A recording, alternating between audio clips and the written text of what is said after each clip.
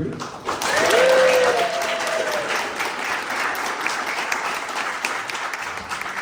Now, I didn't meet Gabe before today, but I have a very good friend named Clay, and Clay says very nice things about Gabe. And Clay is such a cool person, I know that if he says it, it's true, so I already like Gabe. Please, join me in listening. Here we go. Chris, thank you so much. Welcome everybody, and thank you for being here. That's a hard act to follow. Maybe we can give a hand for our dear MC here. Thank you so much. As mentioned, my name is Gabe Sheoships. I am a Umatilla tribal member, and for the last 5 years, I've been the executive director of the Friends of Tryon Creek. Friends of Tryon Creek are soon to be a 55-year-old organization dedicated to the 670 acres of this urban state park. We work in close partnership with Oregon State Parks. We have some of our representatives in the back. I think we'll call them up towards the end there. Catherine, Sam, and I saw Nick back there. We work very closely and are dedicated to this space to creating new relationships, retaining relationships, and getting people involved with the natural world right here. So we're really happy that everybody could be here. We've got a lot of great people in here.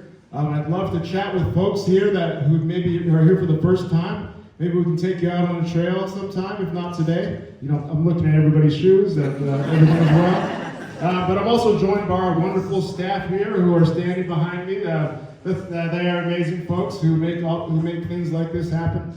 So a little bit about the organization. So we're about, as I mentioned, we're about 55 years old. We're actually, does anybody know how we were founded or our story? Yep. Joyce? Oh, we have a couple people. So this park was founded by a group of women back in 1969. Yeah, give it up for those women. Lucille Beck and Jean Sedal, who were our organization founders, back in 1969, this was a space that was set for development. There was a construction sewer pipe built in.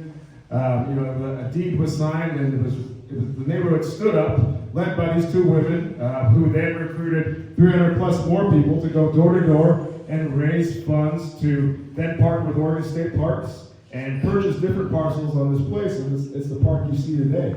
But nobody here was around back in 1969. But if you can remember, our founder Lucille Beck told me, she said, Gabe, we had to find a kind of prop man to go and sit in meetings with Glenn Jackson, because as women back then we just couldn't do that.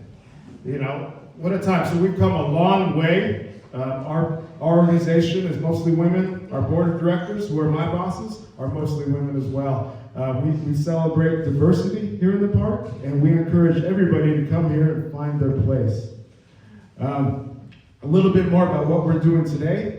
We have a great capital project. We're building an education pavilion in the architectural style of a Chinook and plank house. So the original indigenous stewards of this land, much like the Portland Airport, we're using all local materials, local framing, local siding, local Western red cedar. We're working with the same flooring and roofing companies that the airport contracted with. And so this is all, so similar tree products that you'll find in the forest here. We're excited to break ground in July. So I'd love to invite everybody back for that. And we still have opportunities to support if you feel called to. This is a once-in-a-lifetime project where we're honoring everybody permanently within the building. And we also have 4 tribal artists who are contributing original work to this place. One example of that can be seen over here on the west side of the pavilion there, or excuse me, of the building there. That's an original piece done in Western red cedar by Sherrod Younker. But we also do camps. We're working on instilling and inspiring youth and families to be great global stewards in this place. We're the longest running nature day camp, which happens in the summer. We have field trip programs. We have programs such as a workforce development to help young people find their place in environmental careers.